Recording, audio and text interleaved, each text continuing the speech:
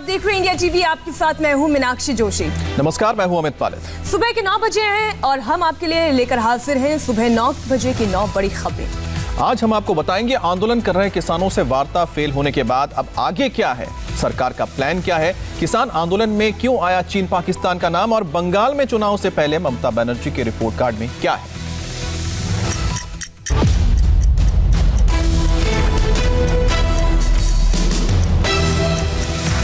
15 दिनों से चले आ रहे किसान आंदोलन के खत्म होने के आसार नजर नहीं आ रहे हैं। गतिरोध दूर करने के लिए सरकार ने एक प्रस्ताव तो दिया था जिसे किसानों ने ठुकरा दिया। पहले सरकार ने किसान नेताओं को समझाया, फिर लिखित प्रस्ताव भेजा, लेकिन 2 घंटे की मीटिंग के बाद किसान संगठनों ने सरकार का ऑफर खारिज कर दिया और ऐलान हो गया कि आंदोलन जारी रहेगा। इसे देश भर में फैलाया जाएगा। कृषि कानून वापस लेने की मांग पर अड़े किसान नेताओं ने फैसला लिया है कि 12 दिसंबर को किसान देश के सभी टोल प्लाजा फ्री करेंगे। दिल्ली जयपुर और दिल्ली आगरा हाईवे भी 12 दिसंबर को बंद किया जाएगा। 14 दिसंबर को देश भर में धरना प्रदर्शन होगा और दिल्ली की सड़कें जाम होंगी। 14 दिसंबर को बीजेपी की ऑफिस और सरकार के मंत्रियों का घेराव करेंगे किसान। दिल्ली और आसपास के राज्यों से दिल्ली चलो की हुंकार भरी जाएगी।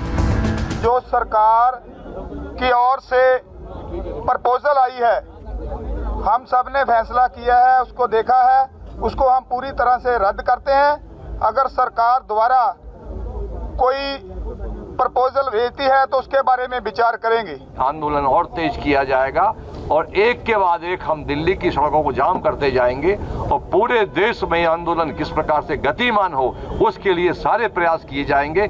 मगर जब तक 3 अध्यादेश निरस्त नहीं होंगे हमारी जंग जारी रहेगी। जो ड्राफ्ट भारत सरकार ने दिया था वो ड्राफ्ट हमको मान्य नहीं है। 3 बिल हैं, मेन रूप से उनके बिल वापसी नहीं होते ये आंदोलन जब तक जारी रहेगा। और चीजों पे जो होगी इसके बाद में बातचीत सरकार से होगी नहीं होगी, उनका नया ड्राफ्ट आएगा, उसके बाद में बात उनसे कब होगी वो आने वाले टाइम पे ही पता चलेगा। कृषि कानूनों के विरोध में किसान 14 दिनों से दिल्ली बॉर्डर पर डेरा डाले हैं। सरकार और किसानों के बीच अब तक 6 दौर की वार्ता हो चुकी है, लेकिन सभी बेनतीजा साबित हुई। किसानों का जवाब आने के बाद सरकार ने इस मसले पर एक बार फिर से मीटिंग की। 3 मंत्रियों के बीच मंथन हुआ और आगे की रणनीति तय की गई। किसान आंदोलन पर अड़े हैं और सबसे बड़ा सवाल यह है कि सरकार अब आगे क्या करेगी। प्रस्ताव खारिज होने के बाद सरकार अब नए सिरे से मंथन कर रही है। कल शाम गृह मंत्री अमित शाह, कृषि मंत्री नरेंद्र सिंह तोमर और रेल मंत्री पीयूष गोयल की एक बार फिर बैठक हुई। 2.5 घंटे तक तीनों बड़े केंद्रीय मंत्रियों ने किसान आंदोलन को लेकर चर्चा की। सूत्रों के मुताबिक सरकार के पास अब 2 विकल्प हैं। पहला ये कि सरकार अब जनता के बीच जाकर किसान बिल को लेकर किए जा रहे दुष्प्रचार की सच्चाई जनता के सामने रखे, या फिर बल प्रयोग के जरिए सड़क को खाली कराए।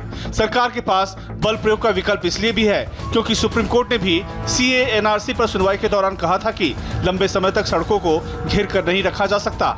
इन विकल्पों की जरूरत इसलिए पड़ी है क्योंकि सरकार के पास अब कोई चारा नहीं बचा है। सरकार का कोई प्रस्ताव किसान मानने के लिए तैयार नहीं है। किसान चाहते हैं कि कृषि कानूनों को रद्द किया जाए। जवाब में सरकार का कहना है कि वो आपत्ति वाले प्रावधानों पर विचार को तैयार है। किसानों का आरोप है कि MSP पर फसल की खरीद बंद हो जाएगी, जबकि MSP पर सरकार लिखित आश्वासन देने के लिए तैयार है। किसानों का दावा है कि किसान निजी मंडियों के चंगुल में फंस जाएगा, लेकिन सरकार कह रही है कि निजी मंडियों में भी एक समान टैक्स लगेगा। किसानों का आरोप है कि उनकी जमीन पर पूंजीपतियों का कब्जा हो जाएगा, लेकिन सरकार भरोसा दे रही है कि किसान की जमीन पर कोई नहीं कब्जा कर पाएगा। सरकार के किसी भरोसे को किसान इसलिए नहीं मान रहे हैं क्योंकि विपक्ष किसानों को भड़काने का काम कर रहा है। किसान इतना गुस्सा क्यों है? क्योंकि इन बिलों का लक्ष्य प्रधानमंत्री जी के मित्रों को हिंदुस्तान का जो एग्रीकल्चरल सिस्टम है वो पकड़ाने का है और किसान इस बात को बहुत अच्छी तरह समझ गया है। विपक्ष राजनीतिक रोटी सेक रहा है। ऐसे में सरकार का अगला कदम क्या होगा, इसका इंतजार है। एक तरफ सरकार किसान नेताओं को आंदोलन खत्म करने के लिए मना रही है तो दूसरी ओर नेता विवादित बयान दे रहे हैं। मोदी सरकार के मंत्री के बयान पर राजनीतिक बवाल खड़ा हो गया है। हे आंदोलन चाललंय शेतकऱ्याचं आंदोलन नाही, त्याच्या पाठीमागं चायनाचा आणि पाकिस्तानचा हात आहे। किसान आंदोलन पर यह बेतुका बयान औरंगाबाद के एक कार्यक्रम में आया। मोदी सरकार में मंत्री और महाराष्ट्र बीजेपी के बड़े नेता राव साहब दानवे गए तो थे एक प्राथमिक आरोग्य केंद्र का उद्घाटन करने, लेकिन बयान ऐसा दे दिया जिस पर सियासी घमासान शुरू हो गया है। ये जो आंदोलन चल रहा है वो किसानों का आंदोलन नहीं है, इसके पीछे चीन और पाकिस्तान का हाथ है। पहले मुसलमानों को उकसाया ये कहकर कि एनआरसी और सीएए आने के बाद 6 महीने के अंदर सारे मुसलमानों को देश छोड़कर जाना होगा। कोई मुसलमान गया बाहर? जब उनको लगा कि ये सक्सेस नहीं होगा तो अब किसानों को भड़का रहे हैं कि सरकार तुम्हारा नुकसान कर रही है। ये बाहर के देशों का षड्यंत्र है। अपने देश के किसानों को ये सोचना चाहिए। बीजेपी नेता का यह बयान सामने आया तो कांग्रेस ने पलटवार करने में देरी नहीं दिखाई। देखिए, एक जिम्मेदार इंसान ने इस तरीके की बातें करना मेरे ख्याल से ठीक नहीं है, और मेरे ख्याल से भारतीय जनता पार्टी के नेताओं का और सरकार का दिमाग खराब हो गया है। हमारे देश के किसानों को अगर वो ये कहेंगे कि उनको चाइना और पाकिस्तान सपोर्ट कर रहा है, ये कितनी बेवकूफी की बात है। मोदी सरकार में मंत्री राव साहब दानवे महाराष्ट्र के जालना से बीजेपी के सांसद हैं। उपभोक्ता मामले, खाद्य और सार्वजनिक वितरण मामलों के केंद्रीय राज्य मंत्री हैं। केंद्रीय मंत्री बनने से पहले महाराष्ट्र बीजेपी के अध्यक्ष भी रह चुके हैं। दिल्ली में किसानों का बवाल है तो बंगाल में चुनावी घमासान है। बंगाल के सियासी रण में आज फिर ममता बनाम नड्डा का मुकाबला देखने को मिलेगा। इन 5 तस्वीरों में बंगाल चुनाव की 5 बड़ी खबरें हैं। आज मुख्यमंत्री ममता बनर्जी अपने 10 साल के कामकाज का हिसाब देंगी। मिशन बंगाल पर निकले बीजेपी अध्यक्ष जेपी नड्डा आज दक्षिण 24 परगना जिले में कार्यकर्ताओं के साथ मीटिंग करेंगे। 7 दिसंबर को सिलीगुड़ी में हिंसा केस में बीजेपी के 2 बड़े नेताओं कैलाश विजयवर्गीय और तेजस्वी सूर्या के खिलाफ केस दर्ज कर लिया गया है। जवाब में बीजेपी ने पुलिस फायरिंग का एक वीडियो जारी कर आरोप लगाया है कि पुलिस ने बीजेपी कार्यकर्ताओं पर गोली चलाई थी। उधर कूच बिहार में एक और बीजेपी कार्यकर्ता की हत्या हो गई है और आरोप टीएमसी पर लगा है। बंगाल के सियासी घमासान में कल भी हाई वोल्टेज ड्रामा देखने को मिला। चुनाव कार्यालय का उद्घाटन करने पहुंचे जेपी नड्डा का कोलकाता में टीएमसी कार्यकर्ताओं ने काले झंडे लेकर विरोध किया तो बीजेपी कार्यकर्ताओं से खूब झड़प हुई। हंगामा थमा तो नड्डा ने आगामी चुनाव में ममता सरकार को उखाड़ फेंकने का दावा किया। 2019 में हमारा सीटें पहुंची 18 और हमारा वोट प्रतिशत पहुंचा 40, और अभी 2021 के चुनाव में भारतीय जनता पार्टी 200 सीट पार करेगी और सरकार बनाएगी। कोलकाता में नड्डा अपने मिशन में लगे थे तो ममता उत्तर 24 परगना में रैली कर रही थी और ममता के टारगेट पे थे मथुआ समुदाय और बांग्लादेशी रिफ्यूजी।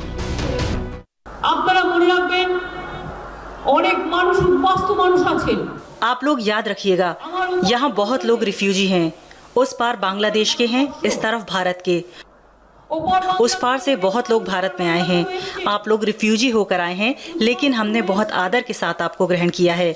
याद रखिएगा, ये सिर्फ हमारा ही घर नहीं है बल्कि आपका भी घर है, और इसके लिए आपको नए तरीके से किसी सर्टिफिकेट की जरूरत नहीं है।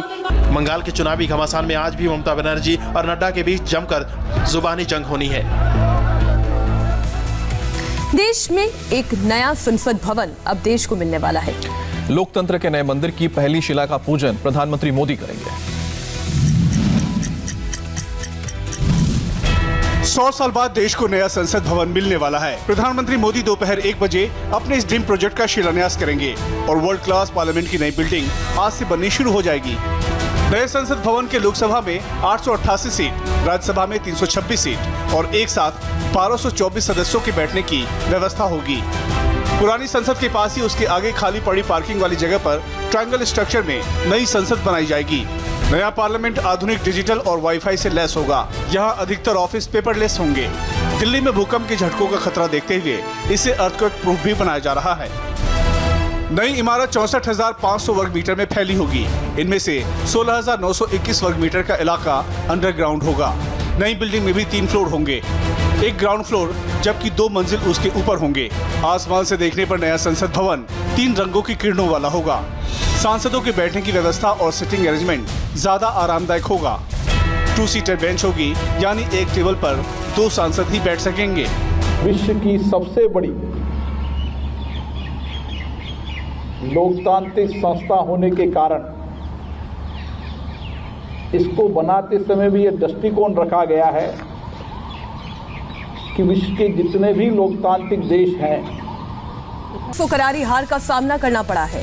ग्रेटर हैदराबाद के बाद यह दूसरा चुनाव था जिसे बीजेपी ने राष्ट्रीय चुनाव की तरह लड़ा और सत्ताधारी कांग्रेस को शिकस्त दी। राजस्थान में जिला परिषद और पंचायत समिति के चुनाव में भारतीय जनता पार्टी को अप्रत्याशित जीत मिली है।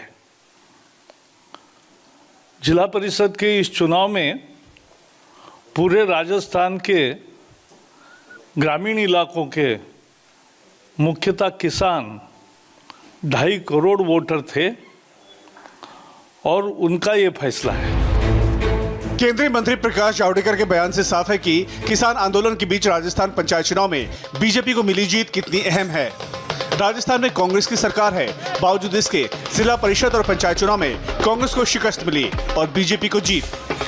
जिला परिषद के चुनाव में 636 सीटों पर चुनाव में 353 सीटें बीजेपी ने जीती। पंचायत समिति की 4371 सीटों में 1990 सीटें बीजेपी के कब्जे में आई। 21 जिला परिषद के चुनाव में 14 जिला परिषदों में बीजेपी को बहुमत मिला। कांग्रेस को केवल 5 जिला परिषद में बहुमत मिला। स्थानीय निकाय चुनाव के नतीजे आए तो बीजेपी ने बताया कि राजस्थान की जनता नया प्रयोग कर रही है। सूबे में सरकार चला रही कांग्रेस की जड़ें खोखली हो रही है। चीफ मिनिस्टर गहलोत की जमीन हिल रही है। हर 5 साल बाद में सरकार बदलती है। जिस पार्टी की राज्य की सरकार रही है उसी पार्टी को हमेशा ही पंचायती राज में बहुमत मिला है। पहली बार सत्तारूढ़ पार्टी के खिलाफ जनता ने मैंडेट किया है और मैं ये मानता हूँ कि जो अंतिम तर्पण अपने यहाँ होता है, गया श्राद्ध जिसको कहते हैं, वो गया श्राद्ध जो है जो 2023 के चुनाव में होगा उसकी तैयारी जनता ने कर ली है। ये पहली बार हुआ है जब राज्य की सत्ता में रहते हुए कांग्रेस को पंचायत चुनाव में ऐसे शिकस्त का सामना करना पड़ा है। इसके पीछे की बड़ी वजह मानी जा रही है कांग्रेस के अंदर की खींचतान और टिकट बंटवारे में भाई भतीजावाद। कांग्रेस के मौजूदा प्रदेश अध्यक्ष गोविंद सिंह डोटासरा के क्षेत्र लक्ष्मणगढ़, पूर्व उप मुख्यमंत्री सचिन पायलट के इलाके अजमेर, खेल मंत्री अशोक चांदना के इलाके बूंदी और सहकारिता मंत्री उदयलाल अंजना के इलाके चित्तौड़गढ़ में भी हार का सामना करना पड़ा है। कर्नाटक में कैटल स्लॉटर के खिलाफ बिल पास हो गया है। कर्नाटक में अब गौ हत्या पर पूरी तरह से रोक लग गई है और 7 साल तक की सजा हो सकती है। कर्नाटक विधानसभा में बिल पास होने के कुछ घंटे बाद की ये तस्वीर है जब राज्य के 2 मंत्रियों ने बिल पास होने की खुशी में गाय पूजा की। विधानसभा परिसर में गाय पूजा करते हुए ग्रामीण विकास मंत्री के.एस. ईश्वरप्पा के साथ पशुपालन मंत्री प्रभु चौहान ने भी सदन में गौ हत्या निरोधक बिल पेश किया था। विधेयक को prevention of slaughter and prevention of cattle bill 2020 नाम से पेश किया गया था। बिल में गौ हत्या पर पूरी तरह से रोक लगाने के प्रावधान किए गए हैं। गौ हत्या और जानवरों की तस्करी और इस पर अत्याचार के बदले कड़ी सजा का प्रावधान है। गौ हत्या के मामलों के लिए फास्ट ट्रैक कोर्ट के गठन का भी प्रावधान है। जानवरों की हालत का जायजा लेने के लिए पुलिस को विशेष अधिकार दिया गया है। इसके साथ गाय और दूसरे जानवरों के लिए बचाव अभियान चलाने वाले लोगों को भी पुलिस सुरक्षा देने का प्रावधान है। विधानसभा में ये बिल बिना किसी चर्चा के ही पास हो गया। बिल पर पिछले 3 दिन से बहस तेज थी। विपक्षी कांग्रेस ये कहते हुए विरोध कर रही थी कि बिल में कई ऐसे प्रावधान हैं जिनसे अल्पसंख्यक समुदाय के लोगों को खतरा हो सकता है। विधानसभा में भी बिल पेश होते ही विपक्ष के नेता सिद्धारमैया के नेतृत्व में कांग्रेस विधायकों ने वेल में आकर विरोध किया और नारेबाजी करते हुए सदन से बाहर चले गए। महाराष्ट्र से आई अगली खबर में ड्रामा भी है और एक्शन की। और अहमदनगर में एक आरोपी की गिरफ्तारी कितनी फिल्मी थी, आप भी देखिए। आणि पोलिसांना तपासात सहकार्य करावे।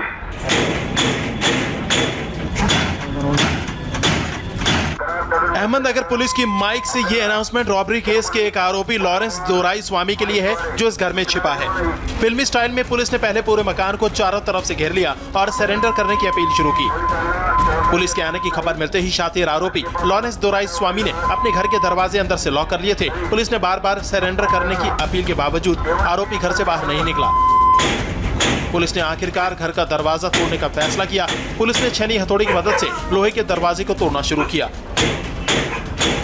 लोहे का दरवाजा तोड़ने के बाद पुलिस ने लकड़ी के दरवाजे को भी तोड़ दिया। लकड़ी के दरवाजे को तोड़कर पुलिस अंदर पहुंची और आरोपी लॉरेंस को गिरफ्तार कर लिया। गिरफ्तारी के बाद लॉरेंस बाहर निकला, वो भी फिल्मी स्टाइल में किसी मंझे हुए नेता की तरह हाथ हिलाकर समर्थकों का अभिवादन किया। इतना ही नहीं, पुलिस के साथ जाने से पहले खुद को बेकसूर भी बता दिया। मैं इनकम टैक्स भरता हूँ, 1.5 करोड़ इनकम टैक्स भरता हूँ।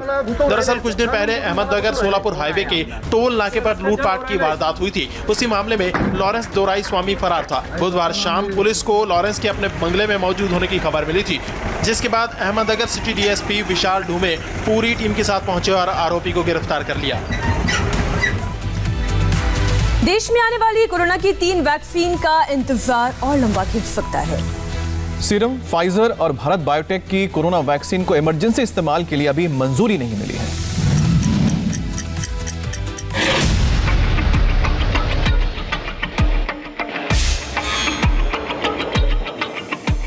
देश में कोरोना वैक्सीन के लिए कोल्ड चेन और डिस्ट्रीब्यूशन सिस्टम तैयार करने के बीच सबसे जल्दी आने वाली 3 वैक्सीन का आपातकालीन इस्तेमाल हो या नहीं, इस पर फैसला कुछ दिनों के लिए टल गया है। सीरम इंस्टीट्यूट की वैक्सीन, भारत बायोटेक की वैक्सीन, फाइजर की वैक्सीन। इसमें पुणे की सीरम इंस्टीट्यूट, जिसने 6 दिसंबर को ऑक्सफोर्ड एस्ट्राजेनेका की वैक्सीन कोविशील्ड को मंजूरी के लिए आवेदन किया था। उसके बाद भारत में स्वदेशी कोरोना वैक्सीन बनाने वाली भारत बायोटेक और अमेरिकी कंपनी फाइजर की वैक्सीन शामिल है। वैक्सीन के इमरजेंसी इस्तेमाल पर central drugs standard control organisation यानी CDSCO की सब्जेक्ट एक्सपर्ट कमेटी की पहली बैठक बुधवार को हुई थी, जिसमें तीनों कंपनियों के आवेदन पर विचार हुआ। कमेटी ने सीरम इंस्टीट्यूट और भारत बायोटेक दोनों कंपनियों से अगली बैठक में वैक्सीन के ट्रायल से जुड़े डेटा और डिटेल में देने को कहा है। हालांकि वैक्सीन के इमरजेंसी इस्तेमाल को लेकर ये प्रक्रिया सामान्य है, जो सीरम इंस्टीट्यूट के मुताबिक अगले 2 सप्ताह तक जारी रह सकती है। 4 दिसंबर को सर्वदलीय बैठक में पीएम मोदी ने उम्मीद जताई थी कि कोविड-19 वैक्सीन अगले कुछ सप्ताह में तैयार हो सकती है। जम्मू कश्मीर से आज एक अच्छी तस्वीर आई है, दिखाएंगे आपको वो तस्वीर एक छोटे से ब्रेक के बाद।